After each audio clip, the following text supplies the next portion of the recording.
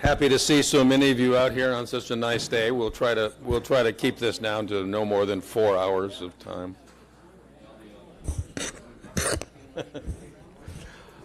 Today we are going to talk about management of cardiac arrest and the sort of the science behind why we do it and how we're doing it, and then maybe a little bit of discussion toward the end about how we may be changing or what may be coming down the pike. There's a few studies out there that may impact what we do. I asked Mark to do this one a little differently today. We're putting the case reviews as part of the actual lecture itself. So, first case, it's a 43-year-old female. Co-workers observed her falling forward from her chair to the floor without warning.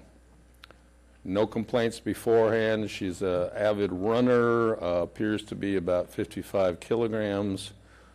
Co-workers called 911, found their AED, and they used their own AED times 2. It did advise two shocks. And as the crews arrived, the machine was saying shock advised. They did not do anything at that point. They switched out to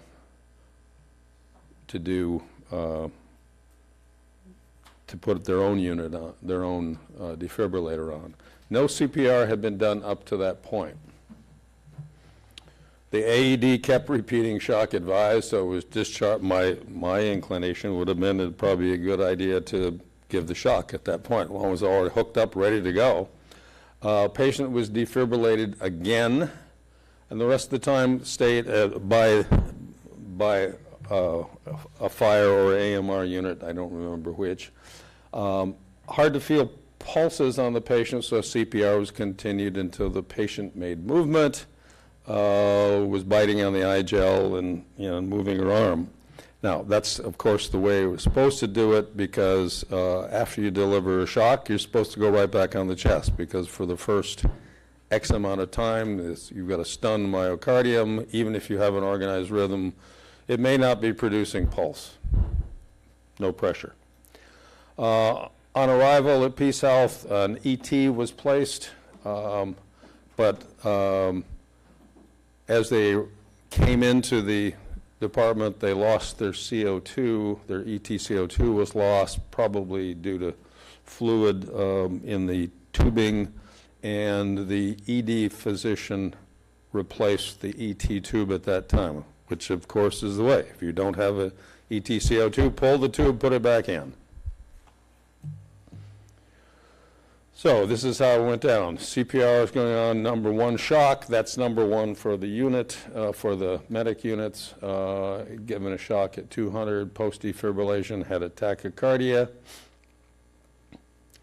Although said the actual rhythm was the torsades. Got some epinephrine, an IO, got some lactated ringers, got some mag sulfate because of the impression of torsades, and CO2 was 33. Patient was a PEA, non-pulses, so continue doing CPR. Got some more epinephrine. CO2 dropped to 26, probably overventilating a little bit, then to 18, overventilating a little bit, then to 20, then CO2 of 8, which when it plugged. Okay, Marty Bell reviewed this case. Patient was thought to have possible stress-induced cardiomyopathy and polymorphic VTAC, i.e. torsades, and was also had hypokalemia on arrival to the ED. Now remember, she was a fairly thin, avid runner, probably is not adequately replacing potassium loss from just activity. EKG after the arrest did not indicate a STEMI, so she didn't go immediately to the cath lab. She was still not responsive enough in the ED, so she went to hypothermia protocol. She kept her at 35 degrees for about 24 hours. CTA was done because one of the young person's possibility of an arrest is a PE. She had no evidence of a pulmonary embolus. Subsequent cath on day 2 showed totally normal coronaries. Cardiac MRI showed apical hypokinesis, that's just stunned myocardium, which is why she didn't have a pulse to start with. She woke up after she was hypothermic and then woken up, and she was normal neurologically. Because she had normal coronary, she ends up having an internal cardiac defibrillator placed and discharged, and is going to go back to work, probably go back to running. So a very good result from a cardiac arrest. So why do people have cardiac arrests? Well, the number one cause is coronary artery disease or ischemia, 45%. So this is why many of us feel that at least within a very short period of time, anybody who has a cardiac arrest and then has ROSC should go to the cath lab. And in certain, now, how to stage that we can talk about later, but some of the cardiologists are understandably anxious to take someone to the cath lab who doesn't show any signs of myocardial infarction or STEMI on their 12 lead, but is still unconscious. Their argument is, well, these people are probably not going to survive. Well, I'm not sure that's true. But the cardiologists have to stage it themselves. So coronary artery disease, if 45% of people who have cardiac arrest are due to coronary artery disease, I think anyone who has a cardiac arrest and has an ROSC needs to go to the cath lab to find out. I mean, you've got a 45% chance of finding coronary disease as the culprit. Acute MI is obvious, although that's a fairly small number of people actually show the acute MI. Underlying congestive heart failure, that's the number 2 cause really of cardiac arrest. Chronic congestive heart failure, which is the argument for doing good STEMI care is that if a person actually has a myocardial infarction, that gives them about a 25% chance of developing congestive heart failure after the myocardial infarction, and your survival rate of developing congestive heart failure after myocardial infarction is about 50% at 5 years. So 50% of people with congestive heart failure due to their myocardial infarction will die of sudden cardiac arrest. Cardiomyopathies are very big on thing, and then underlying structural abnormalities, including prolonged QT syndrome.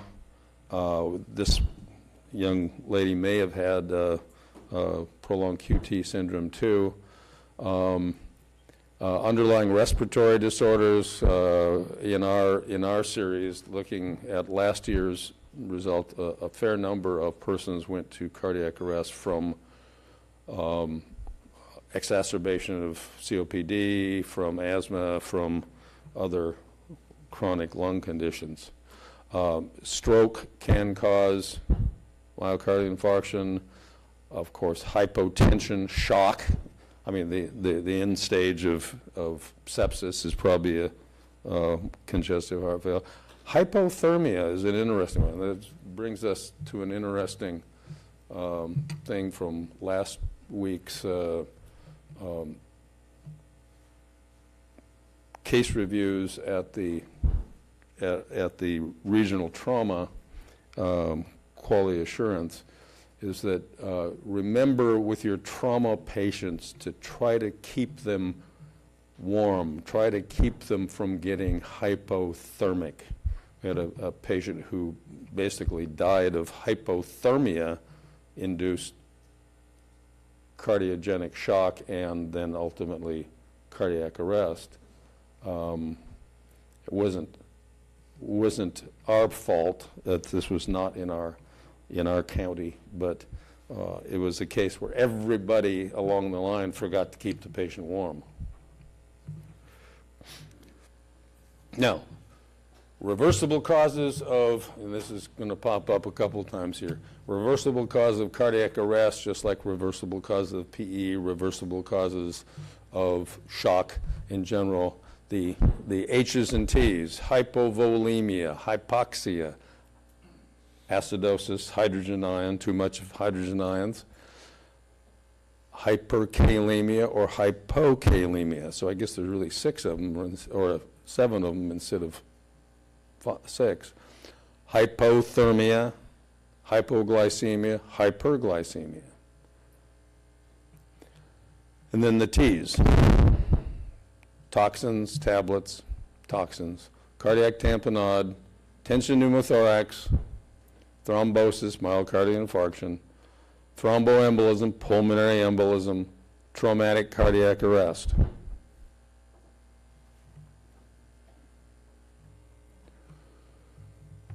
Risk factors for cardiac arrest.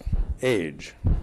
Okay, we'll see that in our statistics for the average age in this county is in the 60s.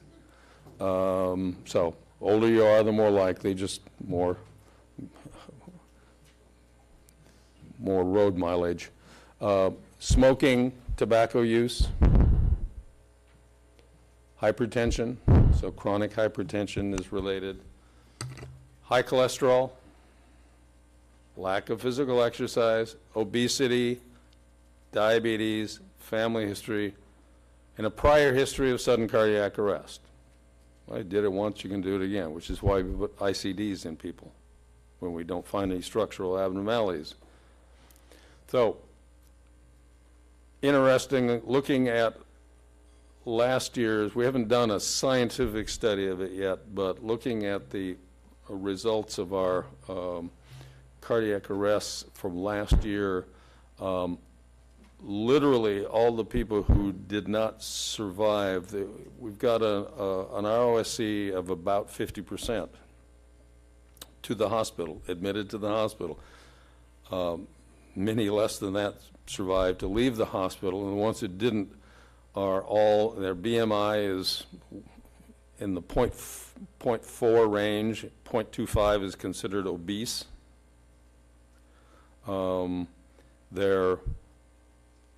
They have diabetes, they have underlying lung disease, they have underlying cardiac, chronic congestive failure, chronic things, and these are people who are going to have a difficult time surviving a cardiac arrest. Case 2. So we've talked about why people have cardiac arrest. So 64-year-old female, left lateral side on the kitchen floor in severe respiratory distress, conscious and alert. Pale, diaphoretic, one-word sentences, although she says, I can't breathe, which is a 3-word sentence. So I can't breathe, maybe it was in 3 times. Patient complains of diffuse epigastric pain. Uh-oh. yeah, we're done early. Vitals, EKG performed, shows ST elevation in 3 AVF and reciprocal changes in 1 and AVF. Well, that's impossible, so we just wrote it down wrong. So here's the thing, she has ST elevation in 2, 3, and AVF, and she has some reciprocals in AVL and V2, V3, so. And I believe this is a was not a V4R. V4R was done.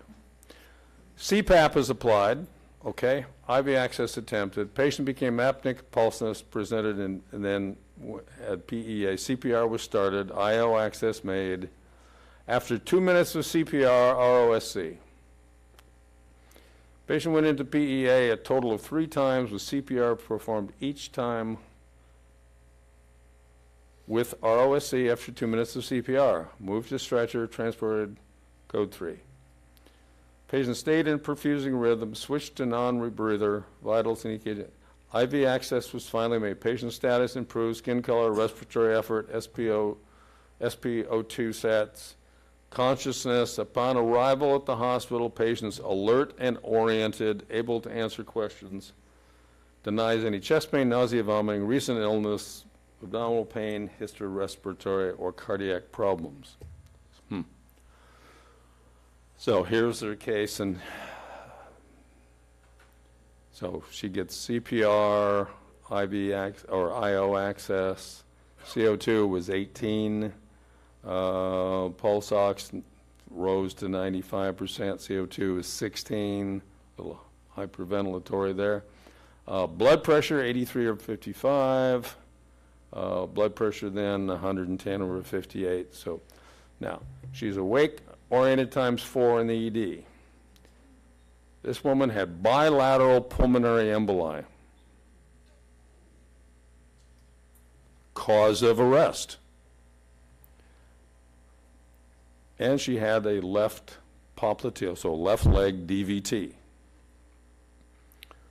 She had, oddly, a small retroperitoneal hematoma. Nobody could figure out how that occurred, and this is, I guess we wouldn't have found it if we hadn't done enough CT. So having this retroperitoneal hematoma, which might have been due from collapsing at the house and whacking her flank, might have been due from aggressive CPR, I don't know, probably not. She was given TPA. She was not given TPA because that's contraindicated if there's a retroperitoneal hematoma. She was started on heparin and seemed to be clearing well with the heparin. She had no extension of the hematoma. IR was, the interventional radiologist was ready to go in and scoop out clot if she got more clot in the lung, but she seemed to be doing well and did well. So a non-cardiac reason for her cardiac arrest, but nevertheless, that's so in the treatment of pulmonary embolus, and this is the second or third case we've had of pulmonary embolus that has responded well to pre-hospital CPR, aggressive CPR, and has done well. One of which we took and did a thrombectomy, actually remove clot from the pulmonary artery.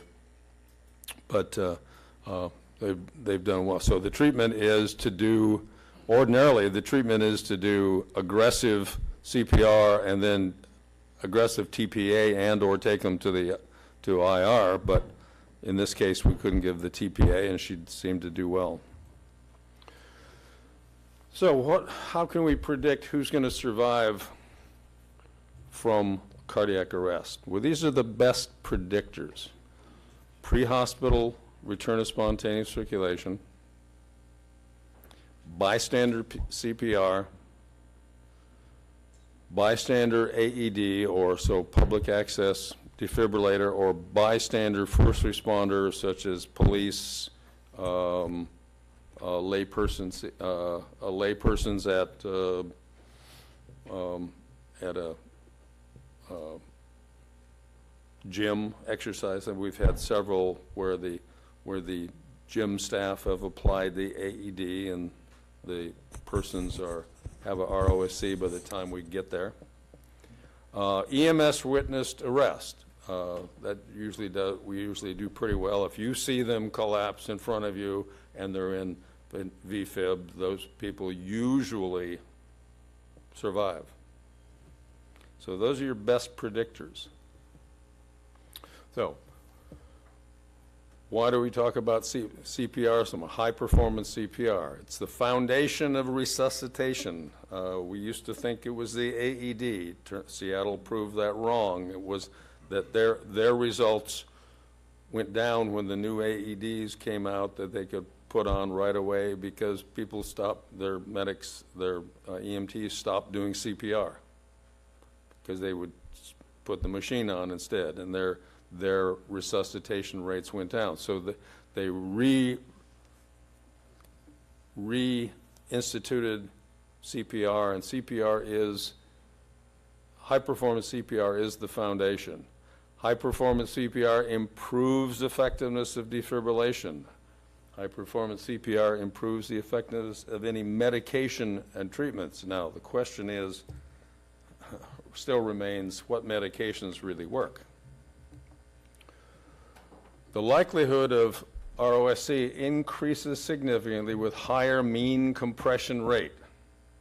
So, in studies that with 75% of patients got ROSC with rate of 90 or more chest compressions per minute.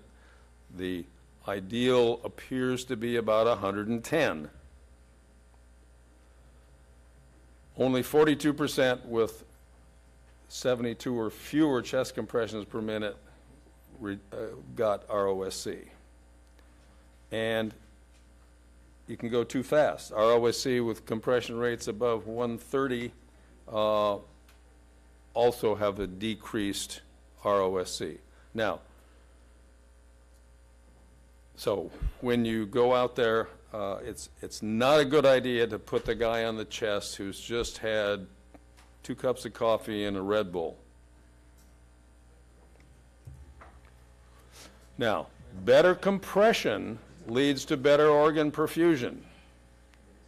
So greater depth of compression increases the likelihood of a successful shock and therefore a successful ROSC. Compression equals organ perfusion. Decompression, that's just as important. You can't camp on the chest. You have to have full decompression. So compression increases intrathoracic pressure, ejects blood from the heart and the lungs, so you get forward output and blood pressure. Decompression, recoil, decreases intrathoracic pressure, allows the lung to refill. You have essentially vacuum, pulling blood from the extremities and the head and neck into the chest. So ultimately, you will have then forward output when you do the compression. CPR improves when the patient is on the gurney, on the floor, not on the gurney. Now, you say, well, especially in a moving ambulance. Now, a longboard helps that out. I mean, this is just mechanics. You put something firm underneath the patient so you can. They have the sliding boards in the ER in the hospital. You slide it under the patient in their bed, so you have something to compress against, so the mattress doesn't absorb all that compression. Same thing occurs in the ambulance. So if you transport the patient, you should have a longboard under them if you're going to have to do compressions. Now, I'm not going to talk today about the mechanical devices like the Lucas, which is the only way you can really give good compressions while transporting a patient. But the mechanics of that and what happens after the patient gets to the hospital sort of is precluding us using Lucas right now. Portland has been using Lucas now for about 18 months, and their ROSC and survival rates are no better than and actually worse than ours. So it's not just the transport with the Lucas. The Lucas doesn't work unless you have them on a backboard, though.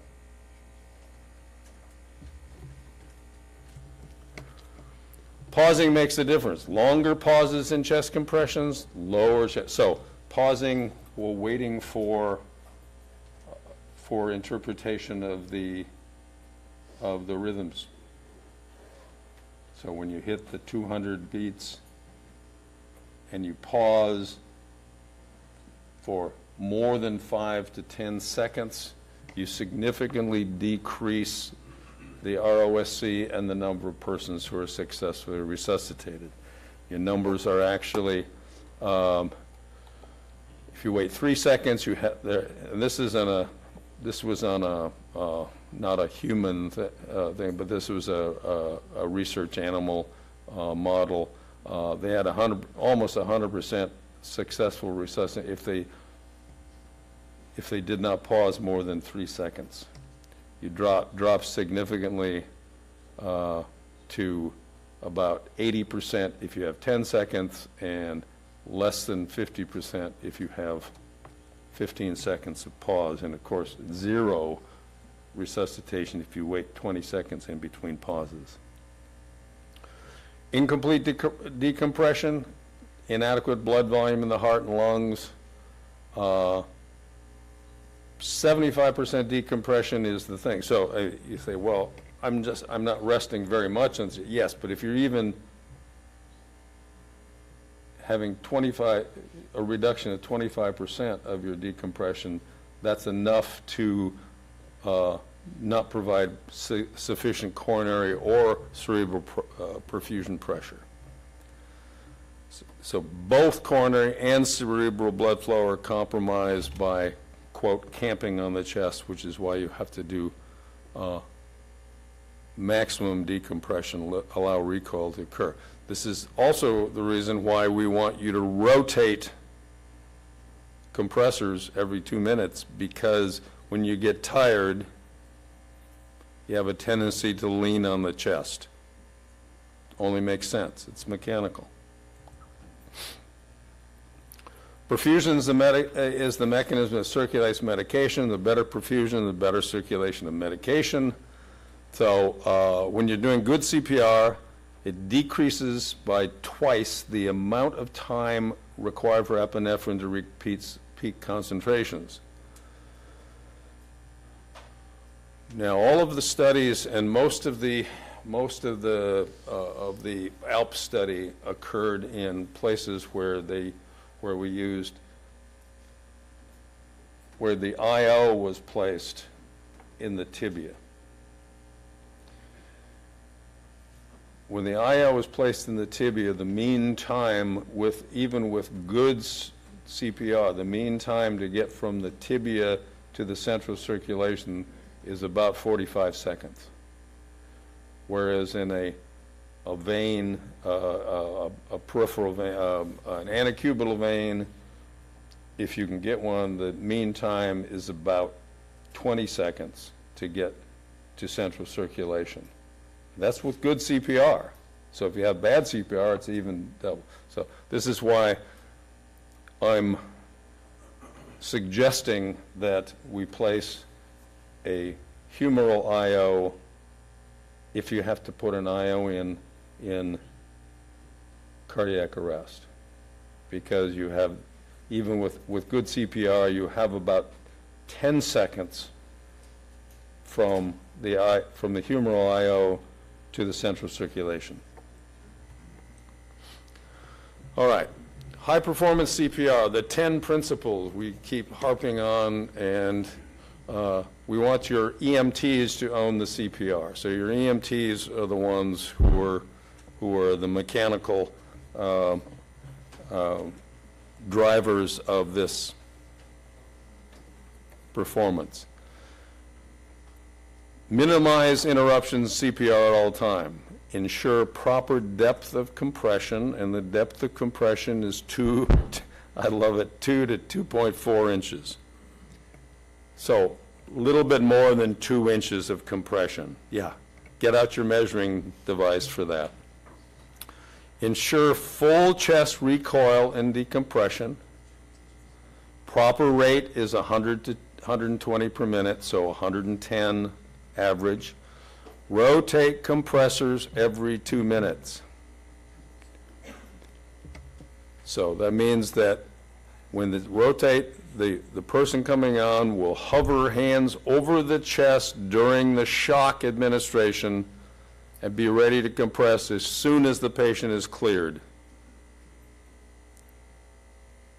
Intubate, place advanced airway with ongoing CPR, place IV or IO with ongoing CPR, and coordination between the EMTs and the medics.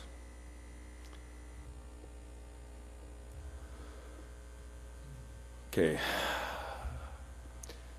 This is a care facility. They were changing the patient where she suddenly stated she couldn't breathe and became unresponsive. She was normal before that. She'd been in the hospital a couple of weeks ago for pneumonia. Staff started CPR prior to EMS arrival. She is a full code. Past history, she has a tracheostomy, diabetes, paraplegia, and obesity. She's also young. Weight, 160 kilos. That's a BMI of 0.42, I think. Patient found pulseless and apneic on bed, staff performing CPR. On her own vent, I don't know, they didn't put down whether they had a backboard under her. Patient on her own vent, BVM was connected directly to the patient's trach. Full ACLS instituted because she's a full code. Pulse returns after 2 rounds of CPR, 2 shocks, and 1 epi. Moved to gurney and placed in the ambulance. 12 lead negative for STEMI. Just as they arrived and they went to transfer care, she lost pulses again and started CPR again. So, pulse ox initially was 51%. Shock 1, VTAC, stayed in VTAC, defib number 2, VTAC to VTAC, IO, pulse ox. So there's our, and then she converted ultimately to a apparent sinus rhythm. 12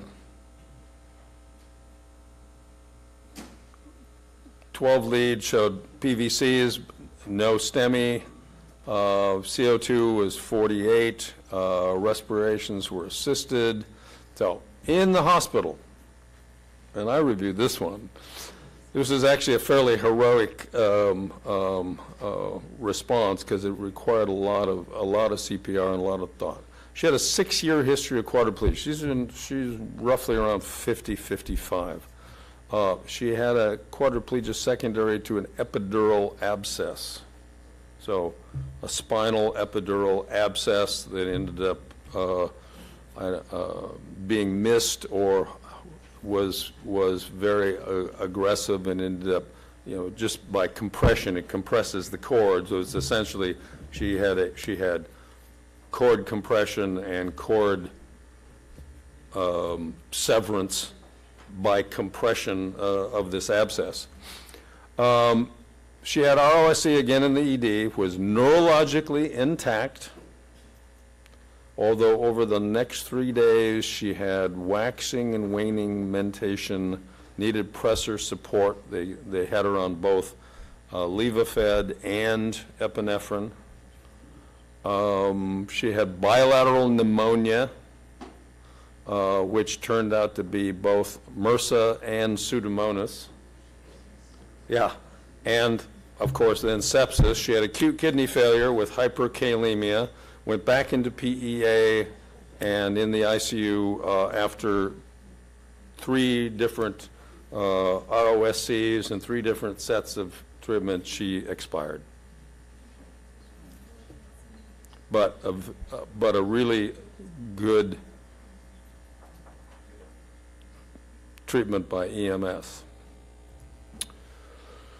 Okay, so what about our adjuncts for airway? We do right now, I like to see an iGel placed, and we've trained, and we have all of the, or most of the EMTs trained to do the iGel.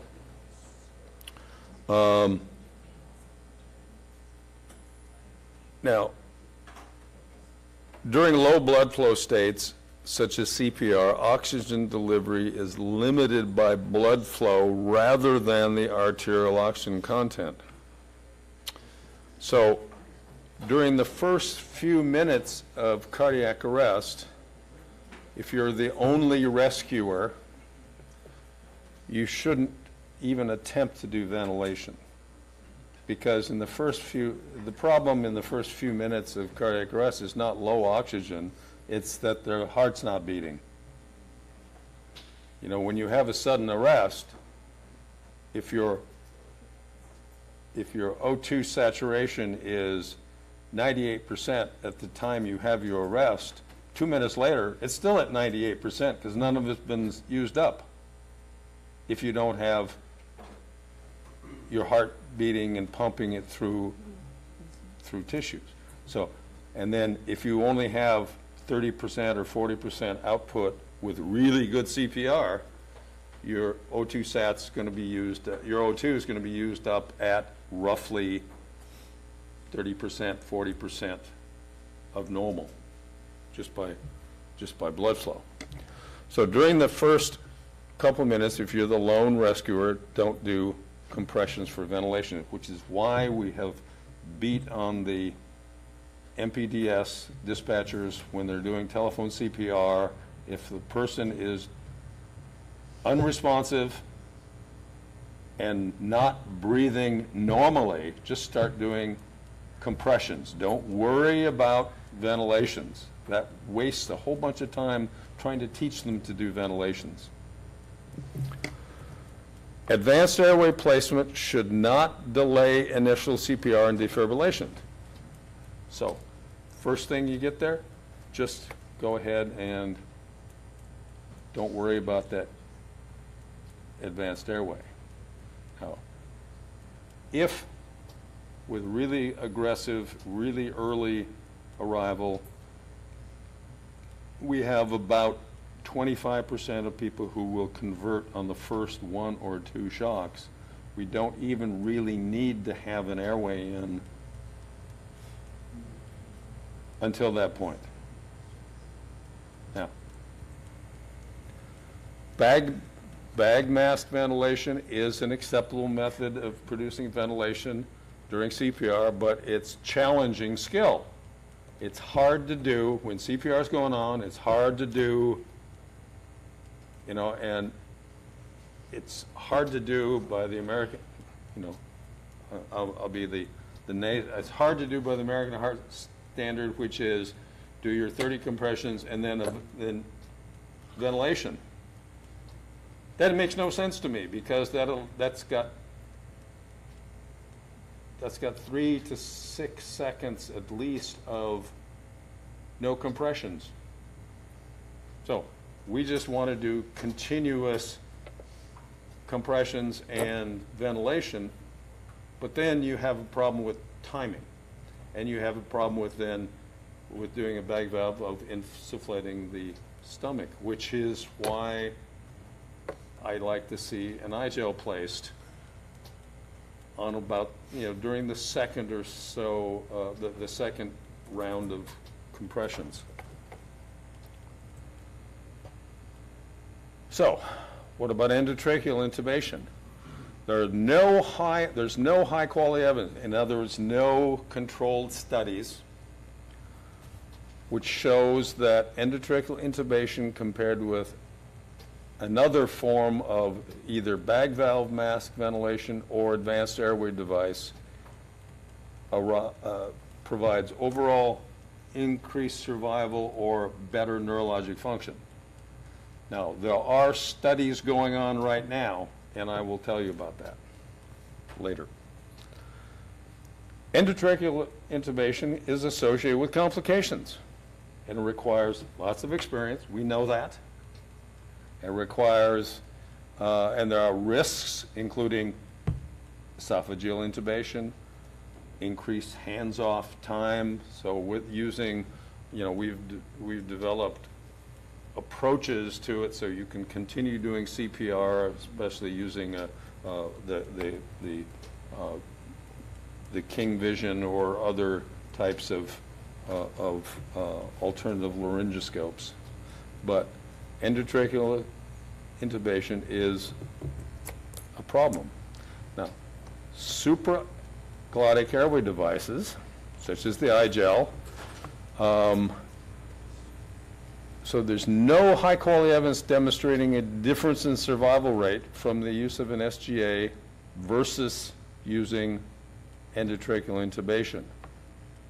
There is a study out there now that's about to be released, and we'll tell you about that, and I don't know for sure what the results are, but it basically compared the King airway, supraglottic airway device, and endotracheal intubation.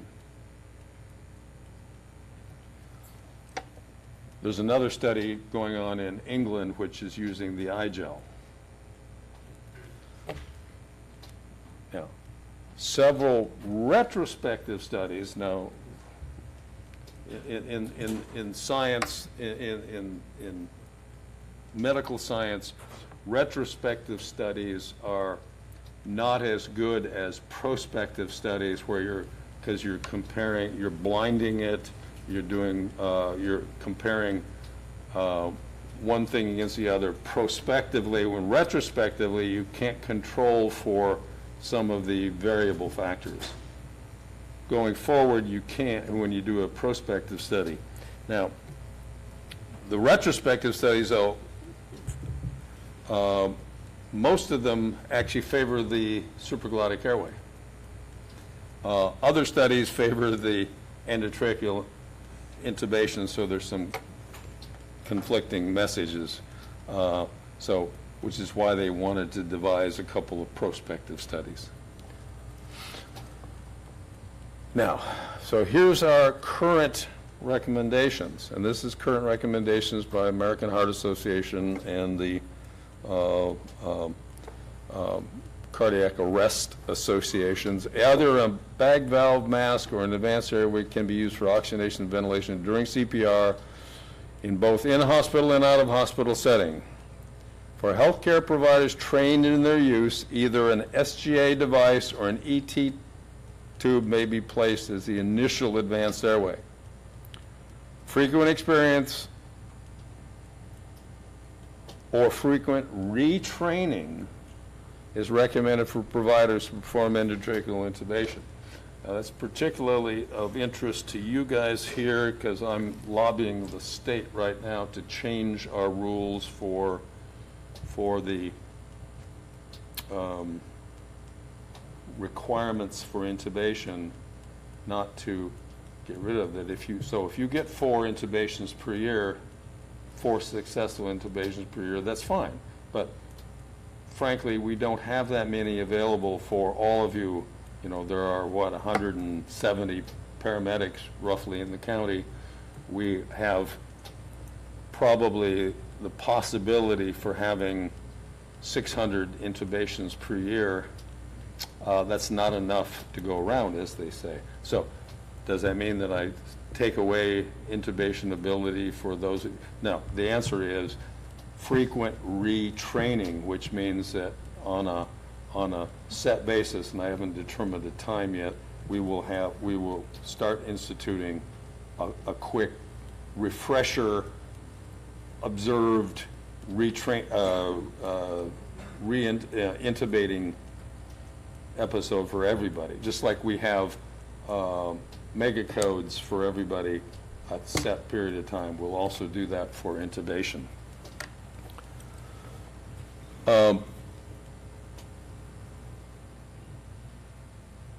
And then the bottom line, EMS systems that perform pre-hospital intubation should provide a program of ongoing quality improvement to minimize complications. Now, the other thing with the, during during CPR, during high-performance CPR, I like to have an eye gel placed. Now, if the patient is worked for a long period of time and doesn't seem to be responding well to the eye gel, or doesn't have an adequate CO2, I want to see that patient intubated. If the patient gets ROSC, is not awake, and is going to be transported to the hospital, I want them intubated, if possible, because if they rearrest on the way in, it's almost impossible for people in the back of the rig to maintain the eye gel appropriately and run a code. Now, if the patient gets an ROC, is not awake, and that patient is going to have to go into hypothermia, we're going to have that patient intubated anyway. Because we can't do hypothermia and keep the patient breathing on their own, because we need to keep them paralyzed, etc.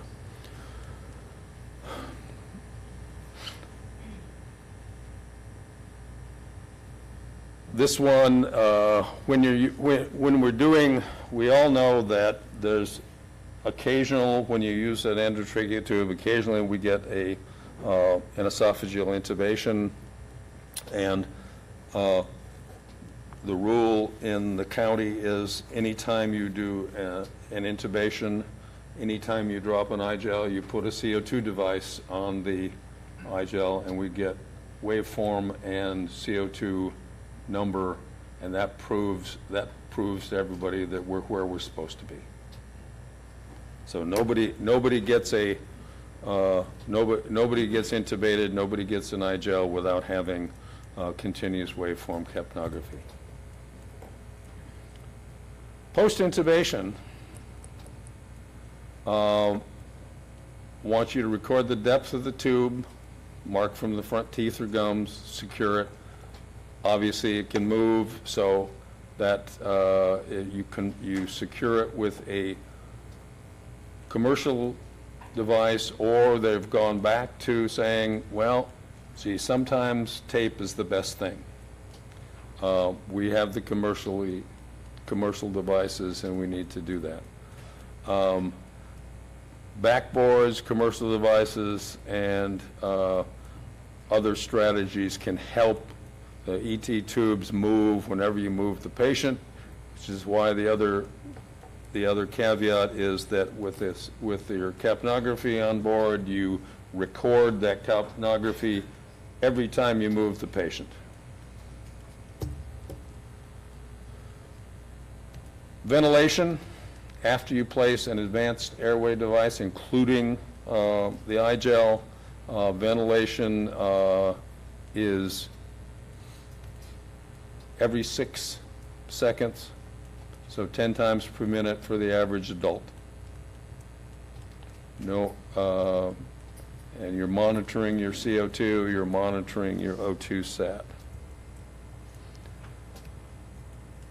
During cardiac arrest, ETCO2 can often reflect the cardiac output generated by chest compression. So if you've got CPR going on and your ETCO2 is low, that may represent inadequate cardiac output.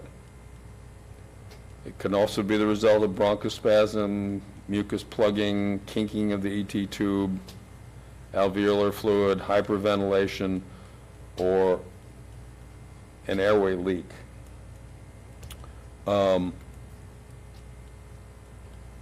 However, many times if you have a lower CO2, increase your depth and improve your CPR, and you may improve your CO2.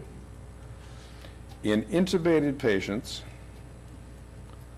failure to achieve an ETCO2 of greater than 10 after 20 minutes of CPR can be one component for you to decide that we're going to cease resuscitative efforts.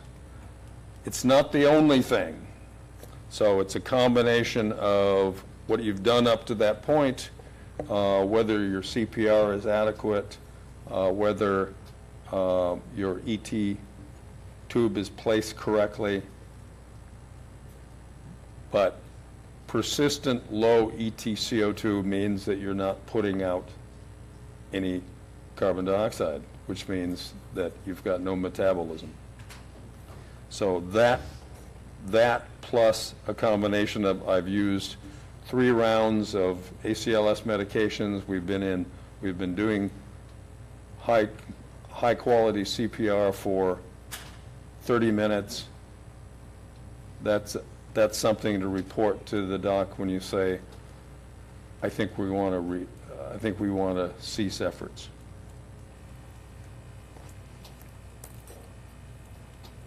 Okay, let's take a break for about 10 minutes. We'll go on to specifics. Yeah.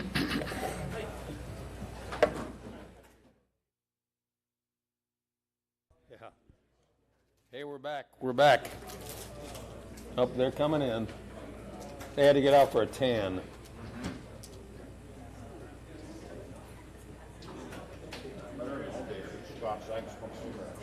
Yeah.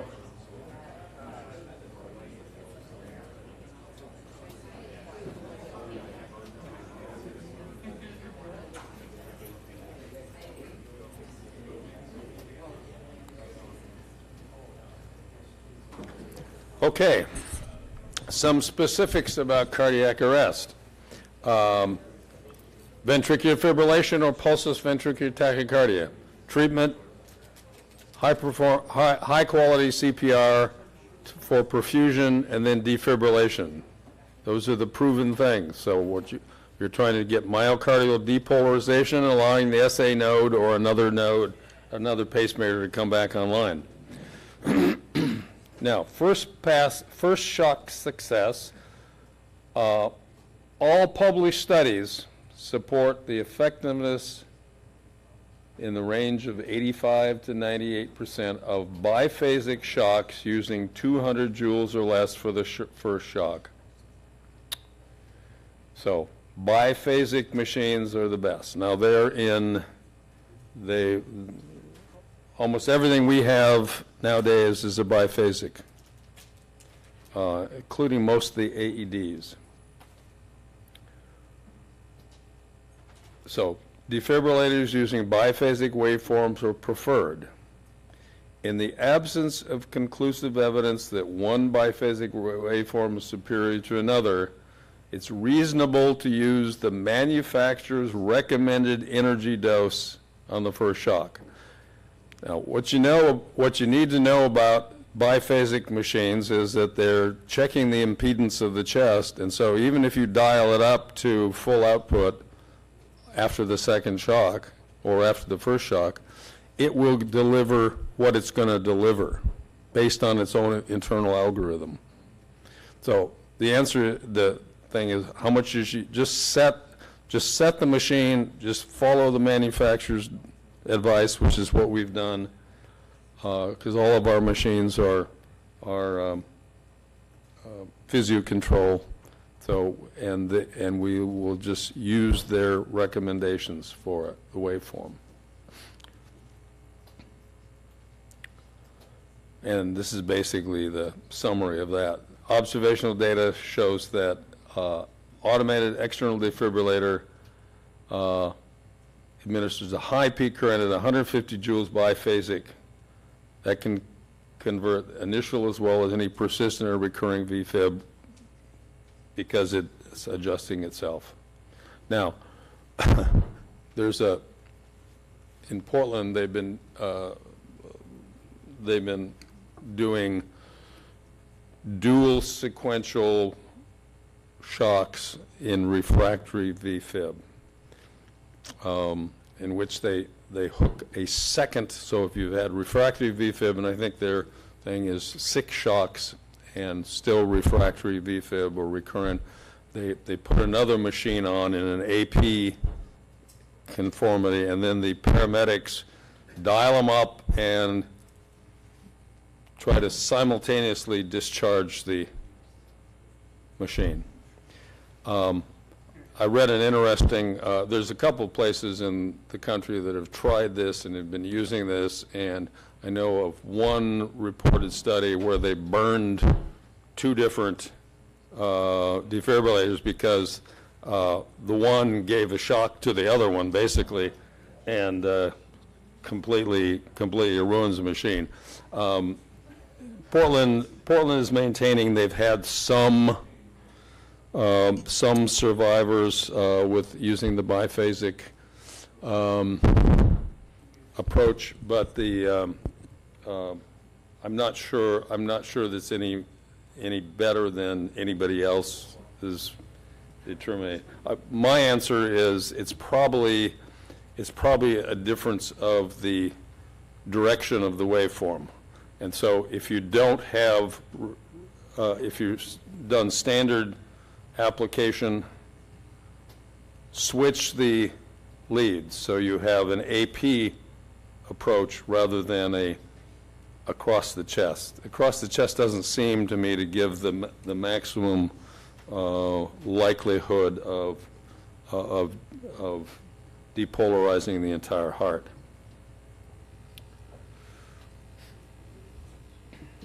Survival of victims in VFib, pulsus VTAC, is highest when bystanders deliver CPR and defibrillation is attempted within 3 to 5 minutes. Study. This next one, bystander automated external defibrillator used before emergency medical service arrival in shockable observed public out-of-hospital cardiac arrest was associated with better survival and functional outcomes. That's a very confusing title, but it basically says that out-of-hospital cardiac arrest in a public place when they have bystander CPR and an available AED gives better results. It's a confusing thing because you see one of the authors on this is Mark Muir. Yeah, so. So it's fake news. Yeah. Rapid defibrillation is the treatment of choice for VFib of short durations, just as for victims of witnessed out-of-hospital cardiac arrest or for hospitalized patients whose heart rhythm is monitored. So if you witness it, you just immediately defibrillate rather than starting CPR.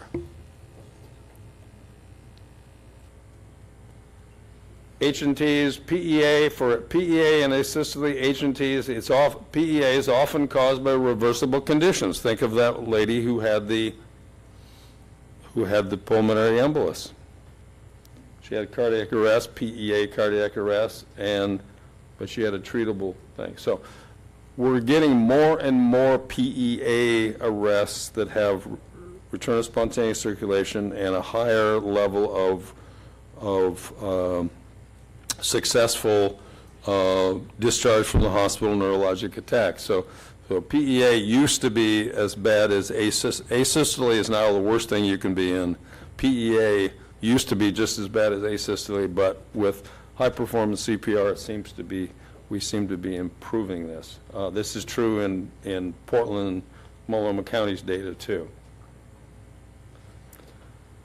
Asystole is commonly the end-stage rhythm that follows prolonged VF or PEA, and thus the prognosis is generally much worse.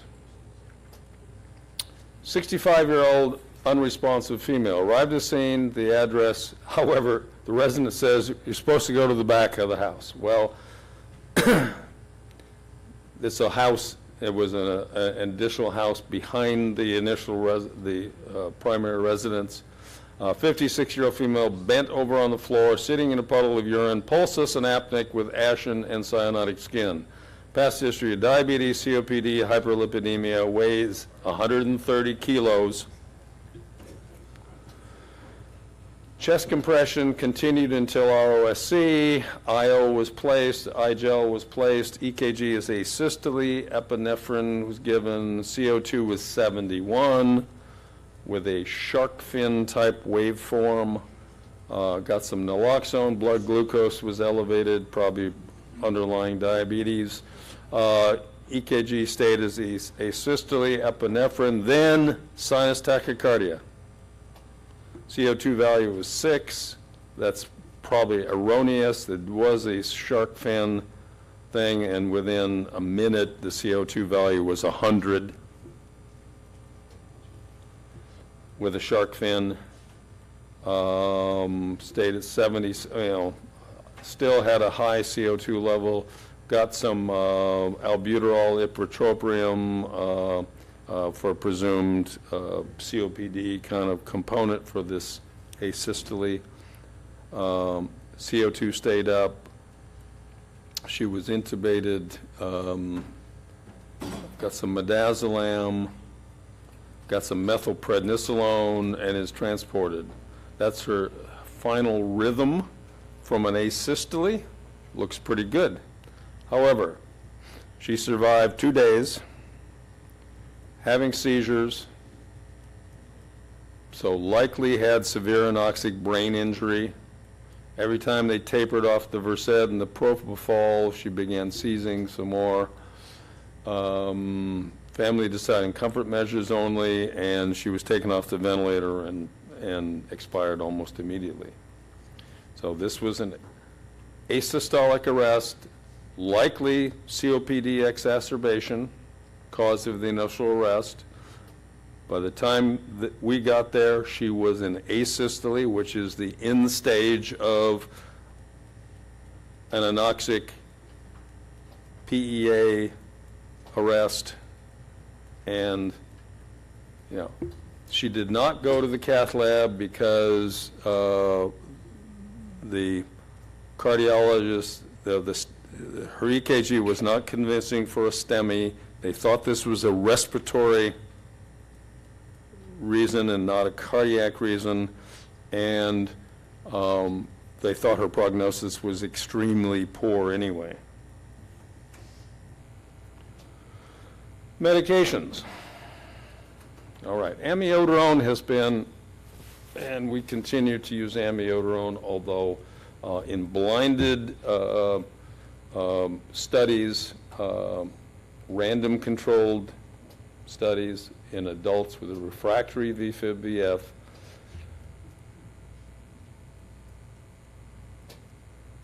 administration of amiodarone improved hospital admission rates when compared to placebo, or when compared with lidocaine. So Heart Association said amiodarone may be considered for VFib, VTAC that's unresponsive to CPR defibrillation and vasopressor therapy.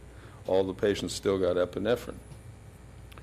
Lidocaine did not consistently increase ROSC. It was not associated with improvement in survival to hospital discharge. In a prospective, blinded, randomized clinical trial, lidocaine was less effective than amiodarone. But there were no differences, well, less effective than amiodarone in admission to the hospital.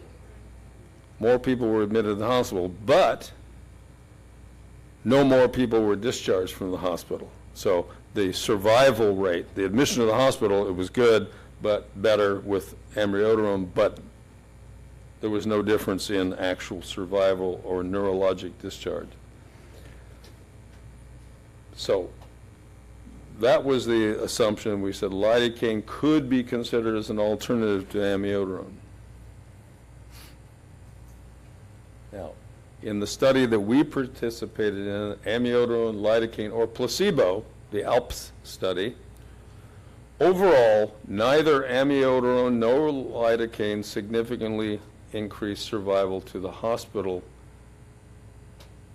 or survival to hospital discharge or favorable neurologic outcome, except both drugs improved survival to hospital admission, both drugs improved survival to discharge in witnessed VFib, VTAC arrest.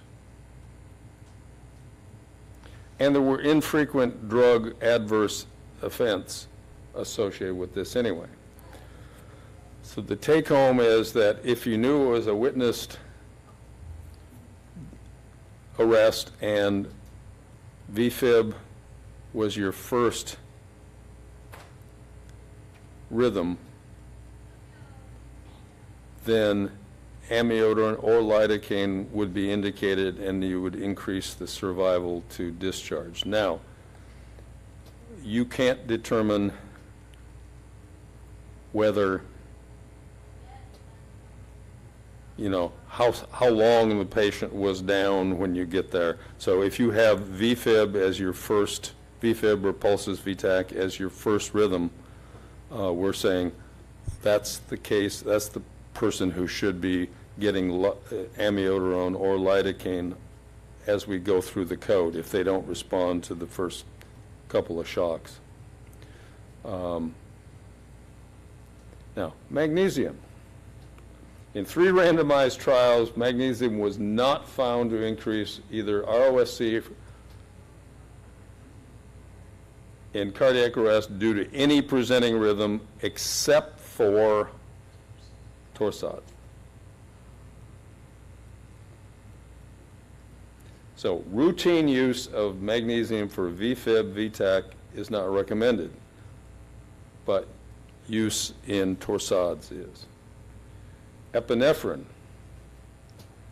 This gets more confusing. One trial assessed short-term and long-term outcomes when comparing standard dose epinephrine to placebo.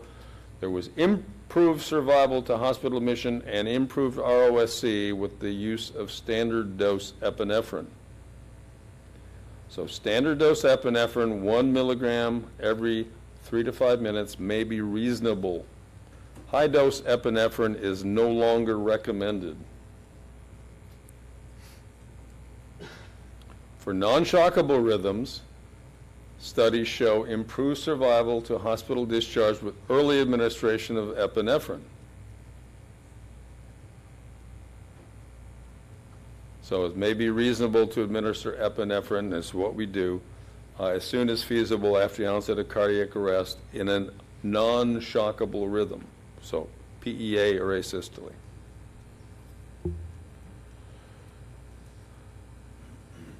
What about the timing? When should you get an IVIO access in? In one study, the interval from first shock to administration of antiarrhythmic drug was a significant predictor of survival. Time to drug administration is also a predictor of ROSC in a retrospective analysis of PIGS. During cardiac arrest, provision of high-quality CPR and rapid defibrillation is the primary importance, and drug administration is secondary importance. So that's why we work as a team, that you have one person who's not involved in the CPR and not involved in the shocking, starting the IV or IO. Okay, current trials in cardiac arrest management. Paramedics.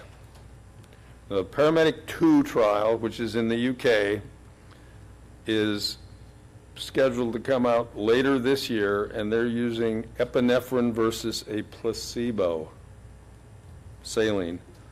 Double-blinded study, they don't know what it is,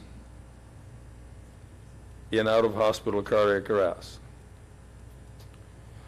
Then there's the TTM2 Frost study, which is studying hypothermia, optimizing temperature control to hypothermia or normothermia in out-of-hospital cardiac arrest.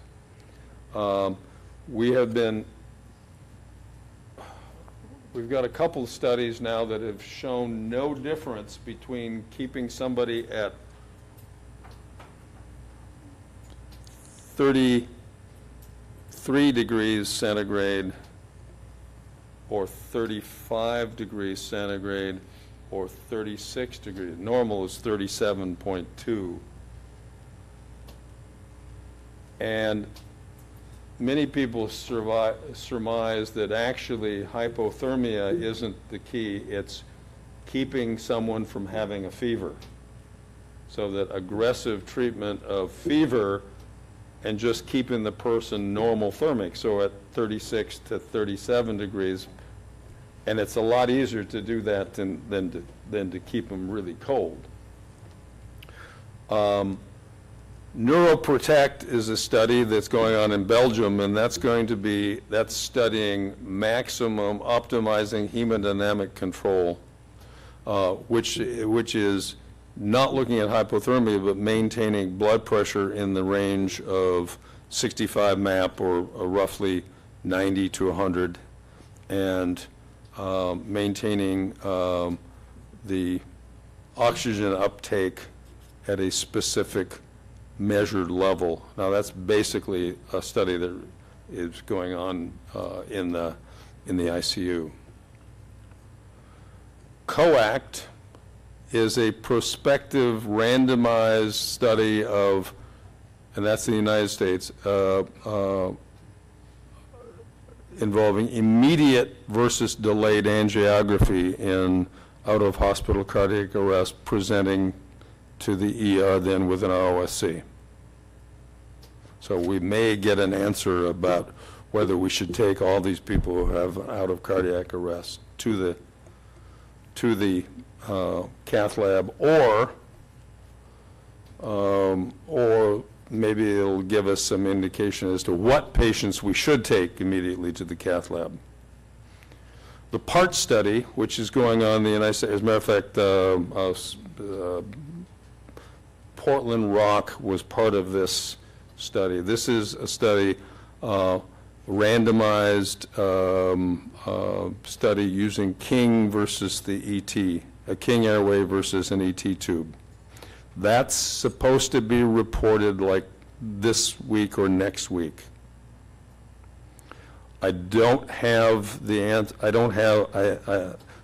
No one's given me a full glimpse of that yet, but I think it's probably safe to say that what we're doing with the iGel as the first part of our cardiac arrest treatment, and then replacing it with an ET tube as needed, is probably going to be appropriate. Then the Airways 2 study, which is a UK study, what I referred to, they're using, it's also a randomized study using iGel versus an ET in cardiac arrest, ET tube. So that will even be, and I think, of course, the iGel was invented in England, so it seems to be the appropriate thing for them to do. Okay, cardiac arrest management. Now this is what we do. Continuous CPR, 110 compressions per minute for 2-minute cycles. Minimize interruptions, ensure adequate depth of compression, full chest recoil.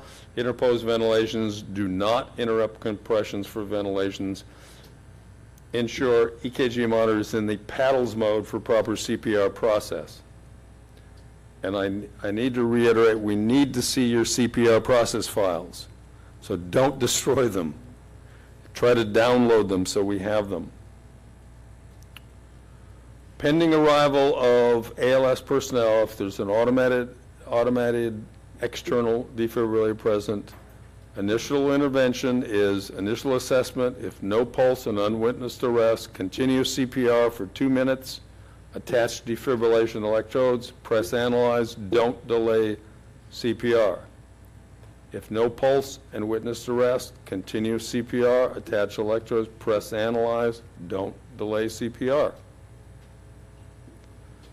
If shock advised, defibrillate, then continue CPR for 2 minutes, then defibrillate after analyzing. Continue CPR for 2 minutes, then analyze, defibrillate if prompted. Repeat until arrival of ALS personnel. So it's CPR, analyze, defibrillate. CPR, analyze, defibrillate. And we teach we try to get the EMT basics to do compressions when it says to analyze, stop compressions. Then when it says shock advised, start compressions again until the machine is charged up and says stand clear. That way there's minimizing time off the chest. Now, if the patient regains pulse, assess vital signs, support airway and breathing. If it says no shock advised and no pulse is present, CPR and reanalyze after 2 minutes. Then we'd like to see that record. So for VFib and pulseless VTAC, initial intervention, identify the absence of pulse and respirations. This is for medics with a non-automated defibrillator. Identify continuous CPR for 2 minutes if the arrest was unwitnessed or if the bystanders are not doing adequate CPR. If in your opinion the bystanders are doing adequate CPR, go ahead and analyze immediately and defibrillate if it's VFib. I recommend an AP placement of the patches if you can. I recognize that for the 150 kilo person, it's difficult to get them over in the right position. It's difficult to roll them unless you've got the whole team. But it's also, they're clothed, it's hard to get. I recognize that's a bit of a problem. It is a better placement. All the manufacturers, if we're doing cardioversion in the emergency department or in the ICU, with standard cardioversion for AFib or anything, the manufacturers recommend an AP position because that traps the heart between, with the maximum amount of depolarization. When you've got a big chest, you may not actually catch the heart adequately between that defibrillatory shock or cardioversion shock. Witnessed arrest, quick look, determine VFib or VTAC, defibrillate at 200, escalate dose, then the machine is going to be managing it for you anyway. PEDS, 2 joules first shock, 4 joules second shock. Interesting thing around the world, the Brits and the Europeans are recommending 4 joules across the board. Unwitnessed arrest, 2 minutes of continuous CPR, then defibrillate. IV, balanced salt solution, ET tube, or an iGel. Drug therapy, begin after the second shock. You can give epinephrine and the antidysrhythmic in the same cycle, although ideally I'd like to see CPR, first defibrillation, epinephrine, next run, and then analyze, defibrillate, and then the antidysrhythmic, so that it's a staggered thing. Continuous compression CPR is maintained until you have ROSC or terminating the code. Drug selection is based on the last analyzed rhythm. Don't pause compressions to confirm rhythm unless the patient reaches up and grabs your hand and says, don't do this anymore. They become responsive. Epinephrine, 1 milligram IV or IO, repeat every 3 to 5 minutes. Amiodarone, 300 milligram, if there's, and 300 milligrams IV or IO, and you repeat after 3 to 5 minutes, if you still have refractory VFib, pulsus VTAC, repeat at 150 milligrams. Now, ordinarily when you're giving amiodarone to a conscious person, you're going to give that slowly over 1 to 2 minutes. You don't give it slowly in a cardiac arrest. Now, recognizing that one of the complications of using amiodarone, if you get ROSC, is you may not have adequate blood pressure for a little bit of time, which is why even if you get ROSC, if you don't have palpable pulses, I want you to continue CPR, and then you want to consider pressor support, which is by epinephrine usually. If amiodarone is contraindicated for any reason, if the person has no amiodarone tattooed on their chest, lidocaine is an appropriate alternative. In theory, I don't like to use amiodarone in a person who looks like they were in torsades, because torsades is a problem of prolonged QT interval, and amiodarone works by prolonging the QT interval. So it doesn't make any scientific sense to me that it would be of value. So if you think about that, then I would have you use, if you had a person who was refractory to, let's say, magnesium, or went back into VTAC, VFib, after an apparent torsades, I would have you use lidocaine on that. I would suggest using lidocaine rather than amiodarone. Will I beat you if you forget that? No. But I might talk with you about it. So, in multifocal, wide complex tachycardia or torsades, or magnesium deficiency suspected, so you think of somebody who's, in a starvation syndrome, alcoholic, et cetera, they might be magnesium deficient. We give a 2-gram bolus of magnesium to those patients. If VFib, VTAC persists after 3 shocks, consider AP placement if you haven't already done an AP placement. We're not going to bring in the second unit yet. Continue CPR, analyze, defibrillate, epi given repeatedly. If you get ROSC, maintain O2 sat of 94 to 96. We don't want 100%, because too much oxygen in a post-arrest state is just as harmful as too little. Try to keep your ETCO2 at 30 to 40. Monitor the waveform.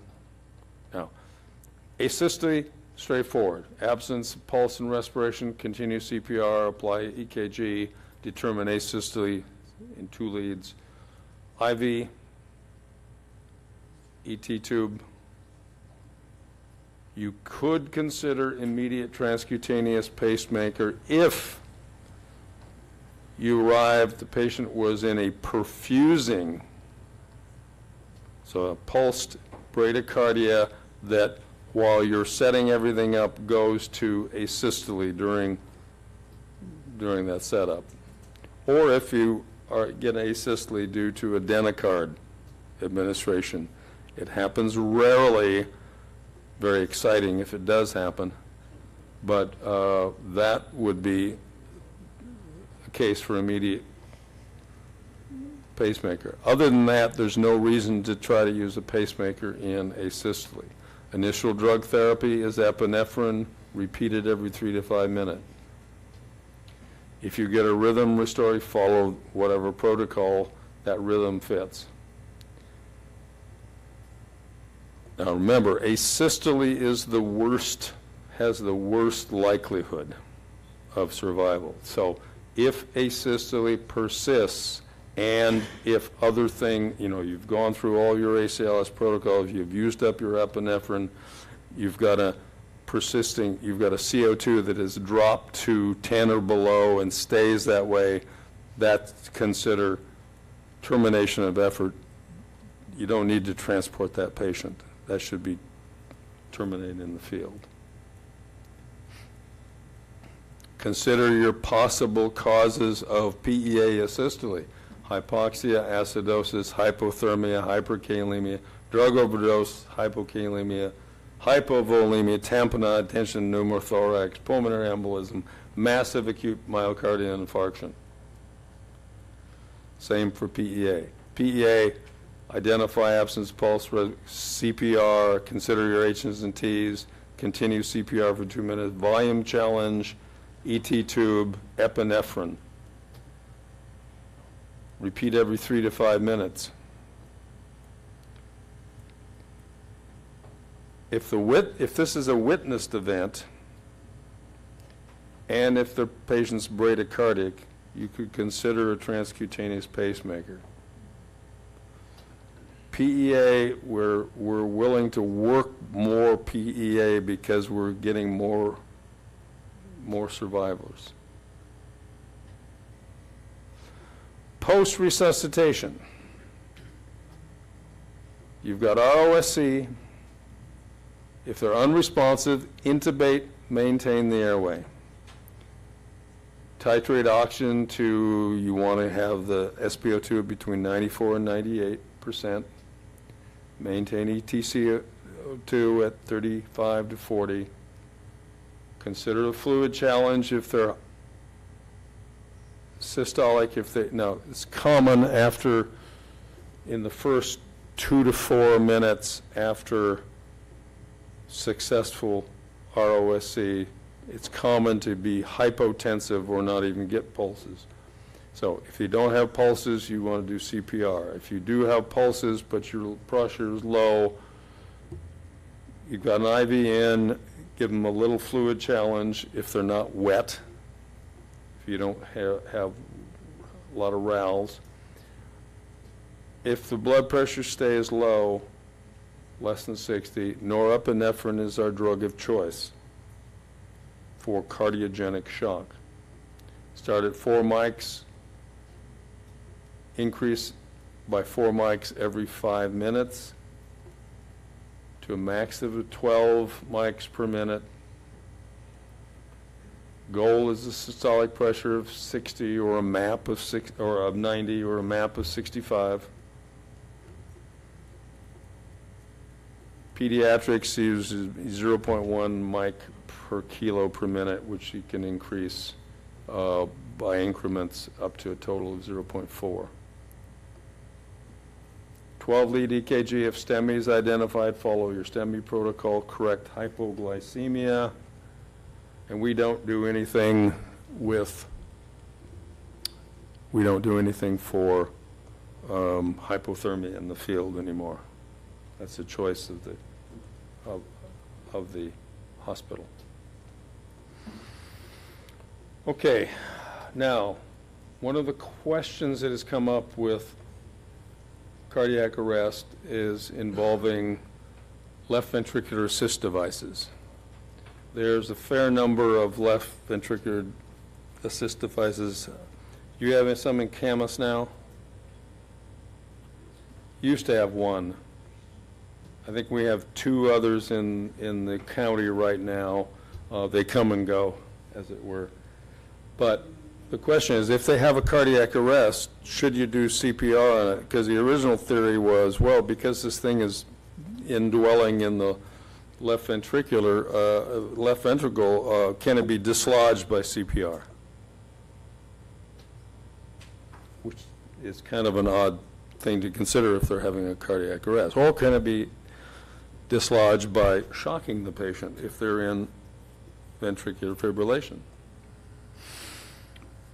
So there was no evidence originally, so a lot of EMS systems in hospitals, LVAD hospitals discouraged providers from doing chest compressions. There was the anxiety that the force of chest compressions would dislodge the device or cause damage to the outflow. Now, here is a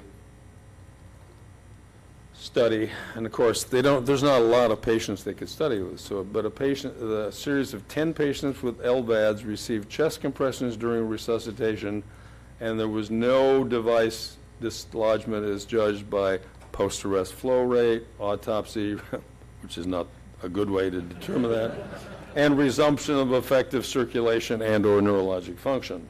The longest duration of chest compression was 150 minutes. Yeah, I mean, 2.5 hours, that's a lot of compression. Retrospective study over 4 years in large urban hospitals. 8 cases were reviewed for both cannula and trachea outcomes. In this small study, 8 cases again, standard chest compressions, patients with LVADs appeared to be safe without evidence of dislodgement. So standard chest compressions for LVAD patients in circulatory arrest should be performed. Now, the original LVADs, the first generation ones, were a pulsatile pump which generated flow similar to what the heart does. So it was a pulse thing, so you could feel a pulse. And you could obtain blood pressures. The new continuous flow devices, which are the majority that are put in nowadays, will lack pulses because it's a continual flow, so there's no pulse. It's just a continual flow, and so it's a pseudo PEA, and you may not get a pulse, and then it's difficult to assess for a blood pressure. The blood pressure is best assessed using a Doppler device, which all of you have on board, right? No. Now, a Doppler is like a sort of similar to an ultrasound in one sense. It's but it senses movement by it. So it's difficult with the new devices to feel a pulse, and it's impossible, and it's difficult to get a blood pressure. So really, assessing a patient with an LVAD who's you're questioning whether the LVAD is working appropriately, the best thing to do is assess for perfusion. So it's the most important factor to determine whether you need to assist that person with CPR, compressions or not. So mental status, well, if the patient is unconscious, breathing, they should still be breathing spontaneously. Most people with a true cardiac arrest are not breathing. Skin color, temperature, capillary refill, and capnography. Capnography can be used to assess whether someone is actually metabolizing appropriately and whether they have an actual circulation. If there's inadequate perfusion, the LVAD should be assessed for function. And you look and listen for alarms. The machine will usually alarm. Listen for the LVAD hum over the chest, over the heart. If the LVAD is not functioning, then the first thing to do is attempt to restart the LVAD. And if it's not functioning, you can start CPR. We'll get to that in a minute. If the LVAD is functioning, then try to get a blood pressure, and you need a Doppler device to do that. If the Doppler map is less than 50, and so sometimes your automatic pressure devices will work. So that's the first thing to put on. then determine EtCO2. If your EtCO2 is less than 20, then chest compressions are recommended. You don't have adequate perfusion.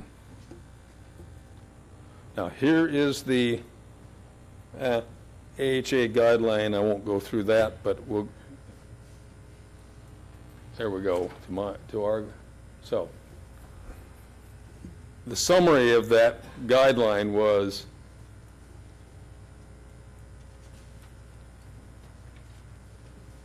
if non-invasive assessment of blood pressure, invasive assessment of blood pressure would be to put an arterial line in a person. We haven't gotten to that in the field yet.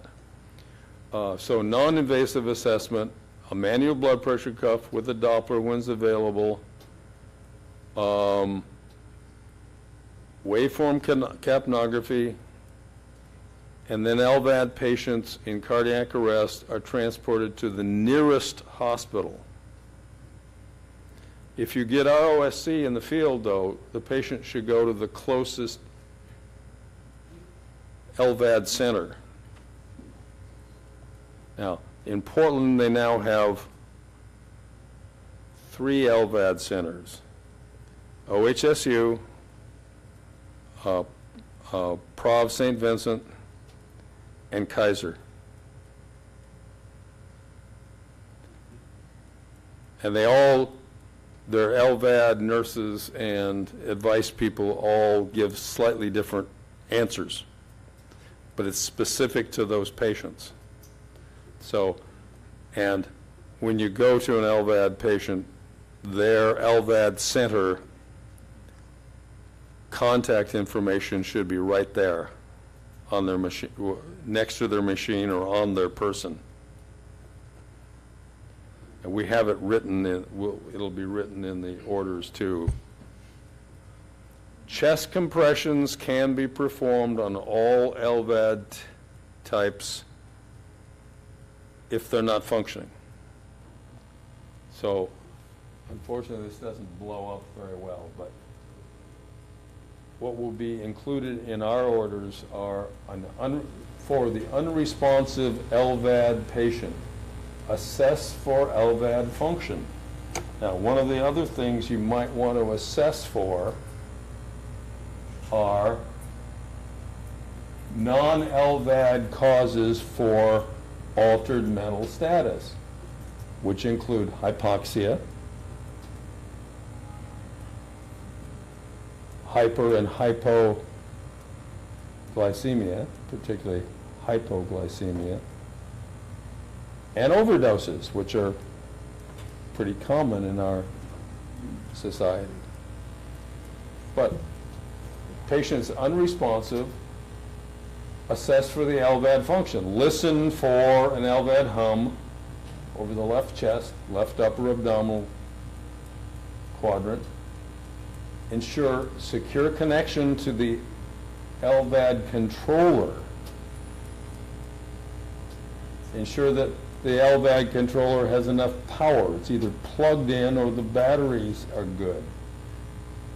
Look and listen for LVAD alarms. If they have an absent hum, the machine says pump off, the flow is less than 1 liter per minute, and the pulsatility, which are all listed on the thing, is less than 1, then that machine isn't functioning. If these things are all present, though, they have a hum, they have the pump off is not displayed, etc., then the LVAD is functioning. If the EtCO2 is greater than 20, then you follow standard ACLS procedures, but no chest compressions. If the machine isn't functioning or the EtCO2 is less than 20, then you start doing chest compressions and you try to restart the machine. And that's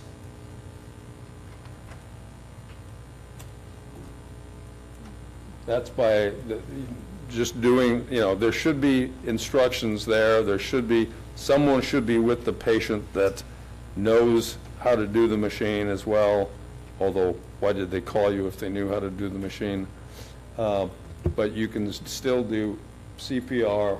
Now, then you call the team through the numbers that we'll have listed for you, and they may give you some instructions. So the trick is, if you think it's in a cardiac, and you treat, if they're in ventricular if they're in VFib on the machine, treat them for VFib. Can you shock them? Yes. Can you give them epinephrine? Yes. Can you give them amiodarone? Yes, if they're in VFib, but they should have CPR. I'm going to quickly go through this is our WACARES area, our Washington CARES. CARES is the cardiac arrest registry, and it has demographic data for our cardiac arrest for the last year. We do this every year for the last 5 years. We had a total of 234 cardiac arrests in Clark County last year. The mean and median age was about 66. It's a little bit above the Washington average. There's 2/3 are male, a third are female. Mostly reflects we don't have a way of identifying on our data, clearly identifying race. So we just put it all down as unknown.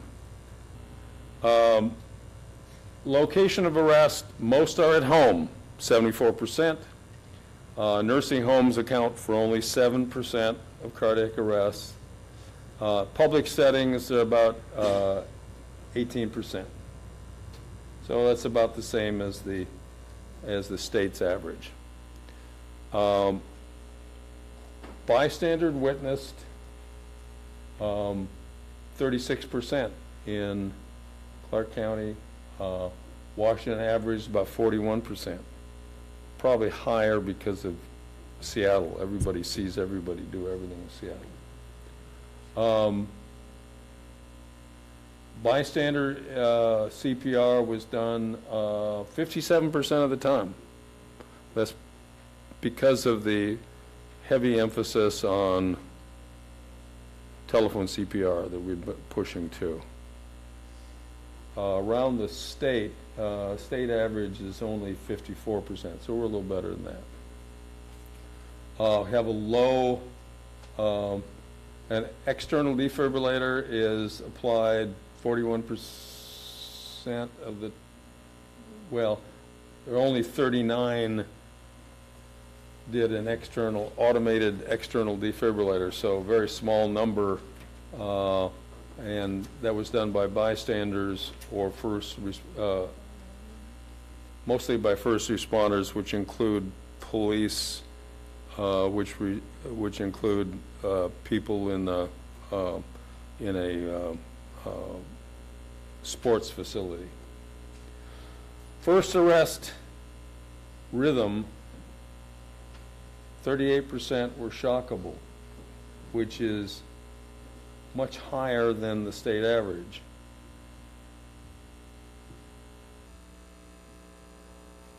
Sustained ROSC, 48%, almost 50%, 44% for the state average, and that's only 31% nationwide.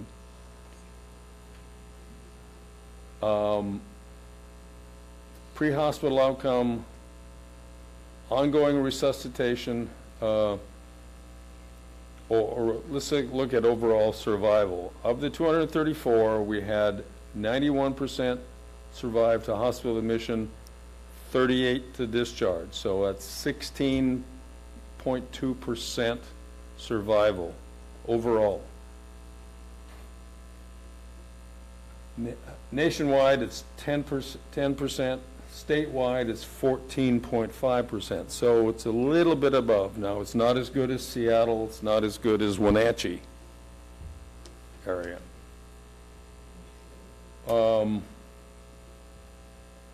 Good cerebral, the ones who did survive, though, almost 16% survived with good function. They went home. So that's good. That's much better than the state and tremendously better than national average 8%. Go home. We had almost 16% went home, so twice as much, and still better than the state average. Unfortunately, the Utstein survived. Utstein is not a person. Utstein is a monastery in Norway where that they've converted to conferences. And so at this big conference at Utstein, they came up with what kind of things predict good survival? Who should we expect surviving from out-of-hospital cardiac arrest? And we already said it's the witnessed arrest that has early CPR, early application of an AED, and has a first rhythm of ventricular fibrillation.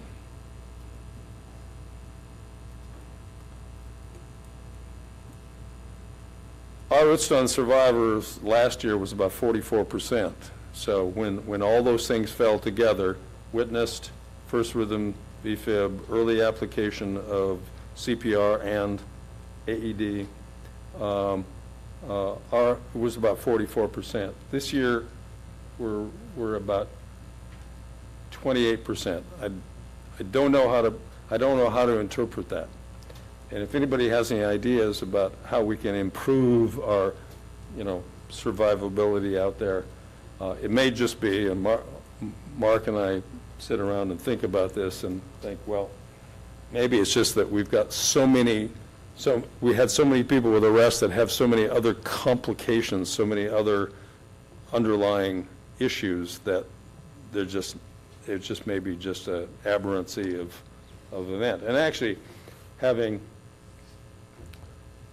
even though you think 234 patients is a lot of patients with cardiac, but it's hard to get statistical significance out of that number because it's not enough. I mean, like the ALP study, to make it valid, we had to have almost 40,000 patients. So I'm just going to bop through this one. So at any rate, that's sort of the stat where we are with cardiac arrest in the county.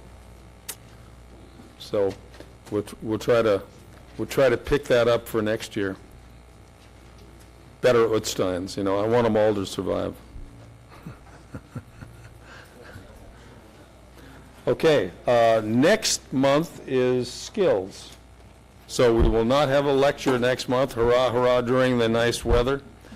So I guess you get out there and enjoy it now.